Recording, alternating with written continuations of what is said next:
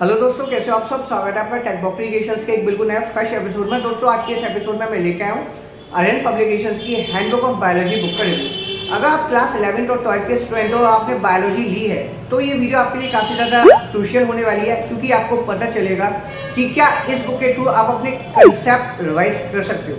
अब चाहे कोई भी स्टूडेंट हो, चाहे वो एवरेज हो या फिर काफ़ी इंटेलिजेंट हो, वो इस बात को अच्छे से मानता है कि कंसेप्ट जब उसके एक बार बिल्ड हो जाते हैं या फिर क्लियर हो जाते हैं तो उसको बाद में रिवीजन के लिए कुछ ना कुछ चाहिए होता है, चाहे वो उसके खुद के बनाए गए नोट्स हो, इंटरनेट से डाउनलोड किए गए नोट्स हो या फिर कोई रेफरेंस बुक हो। तो ये दोस्तों जो बुक है ये स्पेसिफिकली उन्हीं स्टूडेंट्स के लिए डिज़ाइन की गई है जो रिवीजन करना चाहते हैं इंपॉर्टेंट टॉपिक्स। आज की इस वीडियो में आपको इस बुक के कंटेंट के बारे में बारीकी से पता चल जाएगा, साथ साथ आप ये जान जाओगे कि क्या ये बुक यूजफुल हो सकती है मेडिकल एंट्रेंसेस में, जैसे कि नीट, एम्स और जितने भी रहते हैं। तो वीडियो को आप ध्यान से देखिएगा। इस बुक के कंटेंट का एनालिसिस होने जा रहा है। टोटल इसमें आपको 38 चैप्टर्स मिलते हैं। संजय शर्मा ने इस बुक को लिखा है और अराउंड 644 पेजेस में ये बुक लिखी गई है। एमआरपी है इस बुक की 325, लेकिन डिस्काउंटेड प्राइस पर आप इस बुक को बाय कर सकते हो अगर ये वीडियो देखने के बाद आपको बुक यूजफुल लगे। तो चलिए वीडियो को शुरू करते हैं और जानते हैं इस बुक के कंटेंट को इनसाइड दी बुक।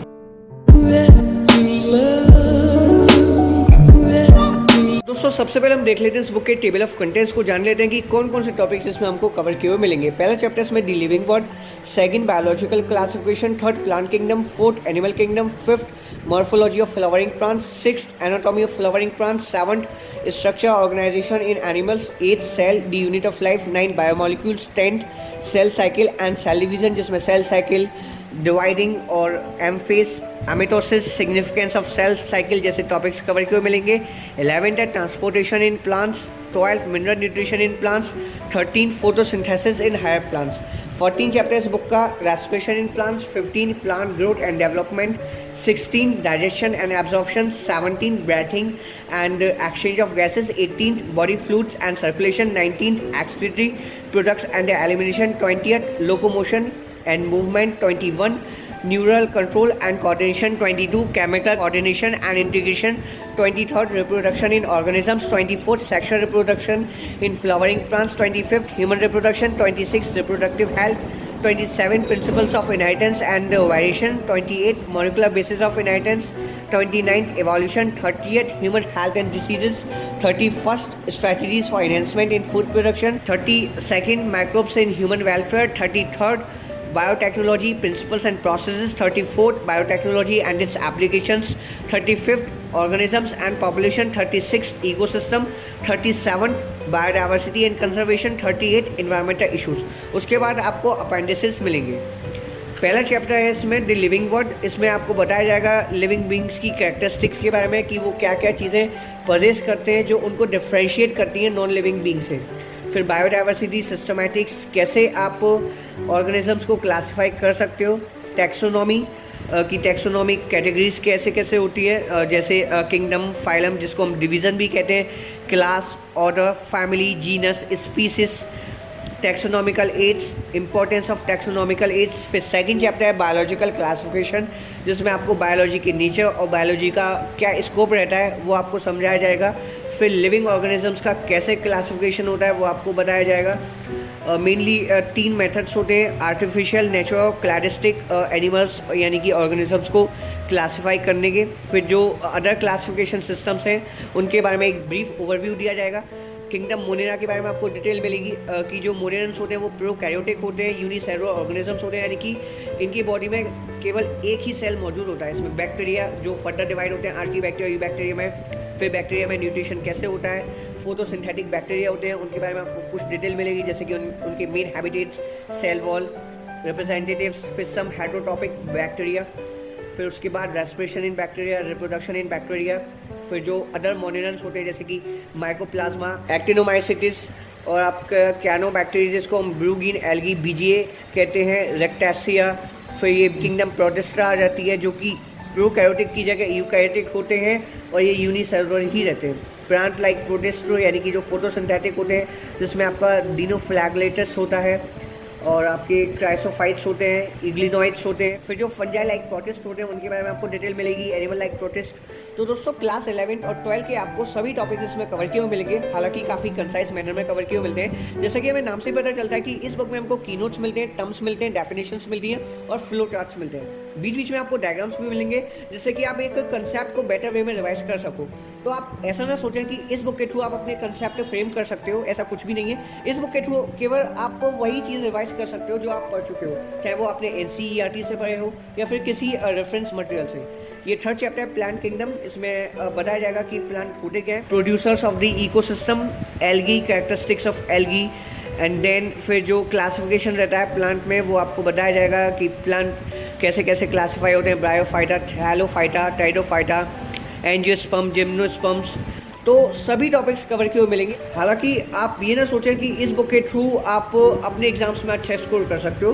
दोस्तों इस बुक को बनाने का पर्पस यही है कि जो स्टूडेंट्स अपने कंसेप्ट क्लियर कर चुके हैं, थ्योरी पोर्शन कवर कर चुके हैं, बस वो रिवीजन करना चाहते हैं तो वो इस बुक के थ्रू कर सकते हैं। दोस्तों ये बुक उन स्टूडेंट्स के लिए मेनली बनाई गई है जो खुद से अपने नोट्स डेवलप नहीं कर पाते और एंड टाइम पर इंटेंगल हो जाते हैं थ्योरी पोर्शन में, फिर एग्जाम से जस्ट पहले उनको काफ़ी ज़्यादा पढ़ना पड़ता है कम समय में। तो ऐसे में वो इस बुक का सहारा ले सकते हैं। अगर आप किसी कंपटीशन की प्रिपरेशन कर रहे हो क्लास 9 और क्लास 10 लेवल पे, जैसे कि NSE JS ISO या फिर जो हायर कंपटीशन होता है, तब भी ये बुक यूजफुल हो सकती है। दोस्तों अगर आप NSE JS का ही पैटर्न देखोगे तो आप पाओगे कि उसमें जो सिलेबस रहता है वो 9-10 लेवल से थोड़ा हायर रहता है, तो ऑब्वियसली क्लास 11 और 12 लेवल का है। अब आप NCERTs तो नहीं पढ़ सकते क्योंकि वो हद से ज़्यादा कॉम्प्रिहेंसिव हो जाएंगी और आपको काफ़ी ज़्यादा डिटेल में स्टडी करनी होगी। ऐसे में आप इस बुक के थ्रू बहुत सी चीज़ें नई नई जान सकते हो क्लास 9 और 10 में ही, क्योंकि NSE JS बहुत से लोग क्रैक करना चाहते हैं और बहुत से ऐसे कॉम्पिटिशन्स होते हैं जो क्लास 9 और 10 लेवल के बिल्कुल बाहर रहते हैं। क्लास 9 और 10 के स्टूडेंट्स के लिए भी ये बुक यूजफुल हो सकती है। और अगर आप क्लास 12 में हो और नीट की प्रिपरेशन आपने स्टार्ट की है तब भी आप इस बुक को ले सकते हो अपने कॉन्सेप्ट को रिवाइज करने के लिए। और दोस्तों जो इस बुक के एडवांस फीचर्स रहते हैं जैसे कि डायग्राम्स, फिगर्स, टेबल्स और आपके जो इलस्ट्रेशंस, वो आपके कंसेप्ट को और ज़्यादा स्ट्रॉन्ग बना देते हैं, क्योंकि ये लगभग सभी स्टूडेंट्स के साथ रहता है। जब तक वो एक चीज़ को बार बार रिवाइज नहीं करेंगे तब तक वो चीज़ उनके दिमाग में नहीं घुसेगी। तो इस बुक के थ्रू आप अपने कंसेप्ट को ना सिर्फ रिवाइज कर सकते बल्कि उनको काफ़ी ज़्यादा स्ट्रॉन्ग कर सकते हो और रिजिड कर सकते हो, क्योंकि बहुत से स्टूडेंट्स अपने कंसेप्ट को फ्लेक्सिबल लेके चलते हैं। एक बार उन्होंने रीडिंग कर ली, अब वो रिवाइज नहीं करना चाहते, उनको काफ़ी ज़्यादा सोफिस्टिकेशन होती है थ्योरी को दोबारा से पढ़ने में। तो इस बुक के थ्रू अपने थ्योरी पोर्शन को कवर कर सकते हैं। ये 28 चैप्टर है, molecular basics of inheritance. Overall book का कंटेंट काफ़ी अच्छा है, लेकिन आप इस बुक को गलत वे में यूज़ ना करें। गलत वे में इन द सेंस कि बहुत से स्टूडेंट्स क्या करते हैं कि इस बुक से रटने बैठ जाते हैं जस्ट बिफोर द एग्जाम्स। वो बिल्कुल गलत मेथड है, उससे कोई फ़ायदा नहीं होगा। बेशक वो अकेडमिक में थोड़ा बहुत अच्छा परफॉर्म कर लेंगे, लेकिन कॉम्पिटिशन में वो मात खा जाएंगे। और अगर आपने बायोलॉजी ली है तो मैं आपको यही रिकमेंड करूँगा कि आप नीट या फिर जितने भी मेडिकल एंट्रेंसेस होते हैं उन सब की प्रिपरेशन कीजिए। और लगभग सभी मेडिकल एंट्रेंसेस में एक जैसा सिलेबस रहता है, यूनिफॉर्म सिलेबस, तो उस हिसाब से भी ये बुक काफ़ी ज़्यादा यूजफुल प्रूव हो सकती है। अगर आप एग्जाम से जस्ट पहले रिवीजन करना चाहो, 1-2 घंटे भी बचे हो, तो आप इस बुक के थ्रू कर सकते हो, क्योंकि इतनी ये कॉम्प्रिहेंसिव बुक नहीं है। काफ़ी कंसाइज मैनर में इस बुक का कंटेंट लिखा गया है। बात की जाए पेजेस क्वालिटी की, तो पेजेस क्वालिटी भी काफ़ी अच्छी है। बुक की जो विजुअलाइजेशन है वो भी काफ़ी मुझे पसंद आई, क्योंकि इसमें आपको डायग्राम्स, फिगर्स, टेबल्स जैसे फीचर्स मिलते हैं जो आपकी स्टडी को और ज़्यादा इफेक्टिव बना सकते हैं। And the most important thing कि इसमें जो कुछ भी मिलता है वो NCERT बेस्ड है। ये नहीं है कि इन्होंने फालतू की इन्फॉर्मेशन कवर की है। क्लास 11 और 12 की जो NCERT है बायोलॉजी की, उनसे ही इसमें आपको इन्फॉर्मेशन मिलती है।